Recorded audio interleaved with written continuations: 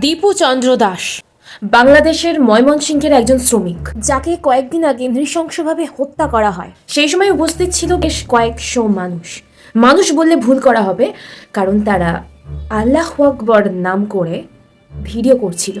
ভাবুন, আল্লাহু আকবরের মতো ধর্মাচরণের শব্দ উচ্চারণ করে তারা এরকম নৃশংস হত্যাকাণ্ডের ভিডিও করছিল, কারণ তারা মনে করে এখনো পর্যন্ত যে তারা বোধহয় ধর্মকে রক্ষা করেছে। কিন্তু এইভাবে কি ধর্ম রক্ষা করা যায়? এই ঘটনার তীব্র প্রতিবাদ ঠিক যতটা হচ্ছে, এদেশের কিছু মানুষ সংখ্যালঘুদেরকে মেরে তাড়ানোর কথা বলছে, এবং সেটা প্রকাশ্যে। নিরাকার আল্লাহ হোক বা নিরাকার ব্রহ্ম, সে তো নিরাকার। তার না আছে কোনো বর্ণ, না আছে কোনো লিঙ্গ, না আছে কোনো অস্ত্র। নিরাকারের কোনো সীমা পরিসীমা হয় না। কিছু শব্দ উচ্চারণ করে কখনোই নিরাকার ব্রহ্ম বা নিরাকার আল্লাহকে অপমান করা যায় না। তো আপনারা যখন ধর্মাচরণের নামে অস্ত্র তোলার কথা বলেন, আদপে সে নিরাকার আল্লাহ বা নিরাকার ব্রহ্মকে অপমান করছেন। শ্রীরামচন্দ্র কখনোই বলেননি বুলডোজার চালিয়ে ঘর ভেঙে আমার মন্দির করো। हमारा 85 साल को घर है, अब देखिए मकान टूट रहा हमारा।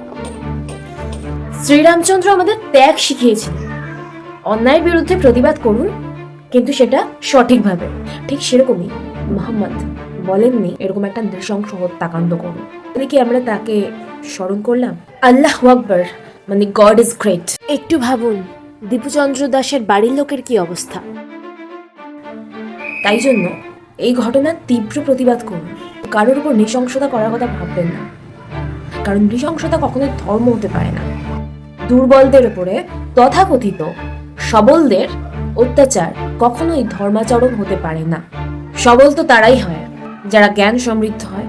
তো জ্ঞান সমৃদ্ধ মানুষ কখনোই কারোর হত্যা করার কথা ভাবতে পারে না। কি ভাবছেন আমাদের দেশের আইকনেরা কিছু বলবে? না।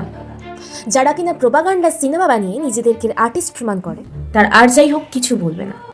আপনার হাতের অ্যান্ড্রয়েড ফোনটা ব্যবহার করুন, সেটা যতই লো কোয়ালিটির হোক না কেন, তাতে ভিডিও করুন, আওয়াজ তুলুন।